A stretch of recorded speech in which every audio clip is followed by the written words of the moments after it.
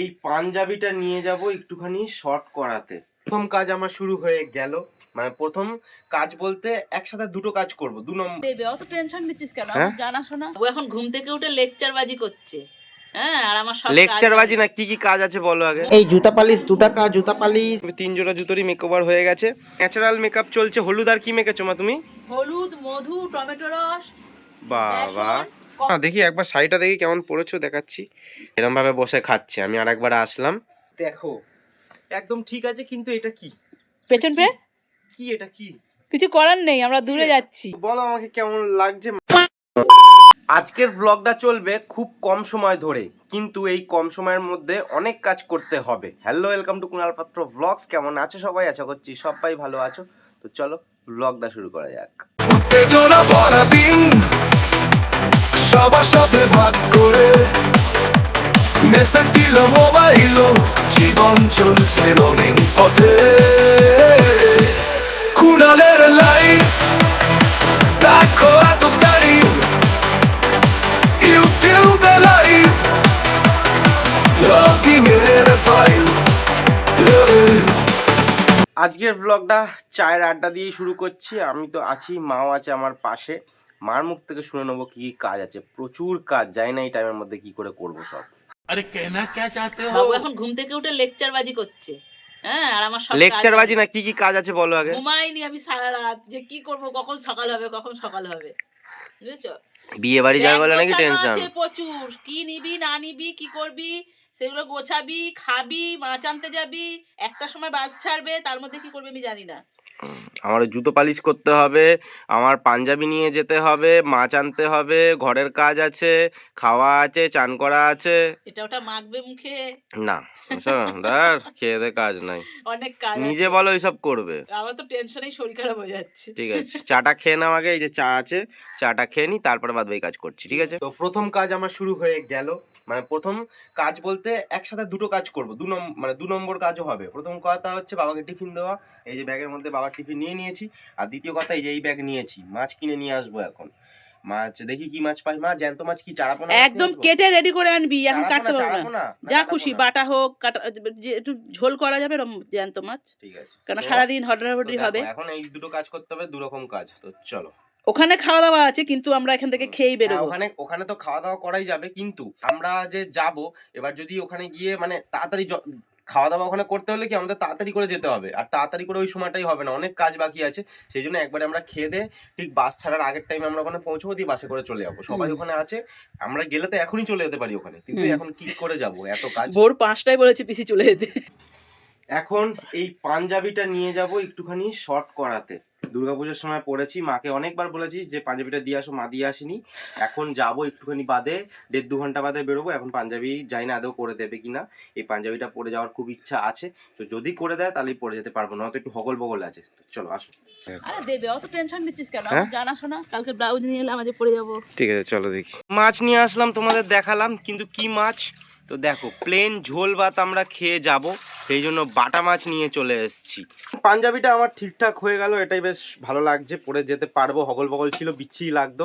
আর দুর্গাপুজোর সময় ওরমভাবে পরেছিলাম, ছবি ভালো উঠেছিল, ঠিক আছে, ছবি ভালো তুলছিলাম, বেশ সুন্দর পাঞ্জাবিটার জন্য লাগছিল। কিন্তু হগল বগল হলে ভালো লাগে না। এখন একদম টাইট টাইট হয়েছে, একদম ঠিক আছে। এবার চলো, মার জামা কাপড়গুলো তো গোছানো হয়ে গেছে, মা গুছিয়ে নিয়েছে, আমার জামাগুলো আমি গুছিয়ে নিই। এই হচ্ছে রাত্রিরে পরার ড্রেস, বরযাত্রী যে যাব ওখানে গিয়ে পরবো, এটা নিয়ে যাব, এটা এখন পরে যাব এই পাঞ্জাবিটা। আমার প্রচুর ঠান্ডা লাগে, এবার শুধু পাঞ্জাবি পরবো রাত্রিবেলা। এখন বেশি করে ঠান্ডা পড়ছে, আবার জানি না এখন কি হবে, সেই জন্য বেশি করে গেঞ্জি নিয়ে নিচ্ছি, মানে শেরওয়ানি টাইপের পাঞ্জাবি পরবো। হ্যাঁ, এবার তার ভেতরে স্যান্ডো গেঞ্জি, আর সেটা পাঞ্জাবিটা পরতে হয় যেটা নিয়ম, স্যান্ডো গেঞ্জি থাকে। আমি স্যান্ডো গেঞ্জি পরবো, তার ভেতরে একটা পাতলা গেঞ্জি পরবো, তারপরে ওটা পরবো, এরকম সিস্টেমে নিয়েছি। কারণ ঠান্ডা লাগালে চলবে না, অত দূরে যাব, ঠান্ডা লাগালে একটা বাজে ব্যাপার। আর ঠান্ডা লাগালে একটা চিচ্চির ভাব হয়ে থাকে, ভালো লাগে না কিছু। তো সেই জন্য যাতে ঠান্ডা না লাগে, ওই জন্য ওগুলো নিয়ে নিচ্ছি। মারা শাড়ি পরবে বা কি সাজবে সেটা তোমাদের পরে দেখাবো। মার জিনিসগুলো দেখালাম না, ওটা সারপ্রাইজই রাখছি। আমাদের ছেলেদের ড্রেসের আর কি সারপ্রাইজ। একটা জিনিস বলতে হবে, দেখো গেঞ্জিটা নিয়েছি এই কালারের ম্যাচিং করে, যাতে বোঝা না যায় গেঞ্জিটা যে পরে রয়েছে ওর ভেতরে। বোঝা যাবে না তাও। এখন করব জুতো পালিশ, তাও আবার ভেসলিন দিয়ে। একটা কথা আছে না, কারলে জুগার কারলে, ওরকম ব্যাপার আর কি। আমি এই জুতোটা পরিষ্কার করছিলাম, এর মধ্যে একটু ভেসলিন দিয়ে পালিশ করব। তো চলে এসছে জামাই বাবা জীবন, দেখতেই পাচ্ছ কেমন ড্রেস আপটা দিয়েছে। ওফ ওফ, তো তুমি এই পাঞ্জাবিটা পরেই যাবে? হ্যাঁ, আমিও পাঞ্জাবি পরেই যাব, পাঞ্জাবি আর সাদা প্যান্ট। সবাই কি রেডি? সবাই রেডি হচ্ছে আস্তে আস্তে? আচ্ছা ঠিক আছে। তো আমি জুতো নিয়ে যাব দুখানা, তো এই একটা ওই একটা, তো পালিশ করতে হবে। এখানে নিয়ে আসো, এখানে নিয়ে আসো, তো এই জুতোগুলো পালিশ করবো। তুমি কথা বলো না, তুমি ফোন করে নেবে, ফোন করে নেবে।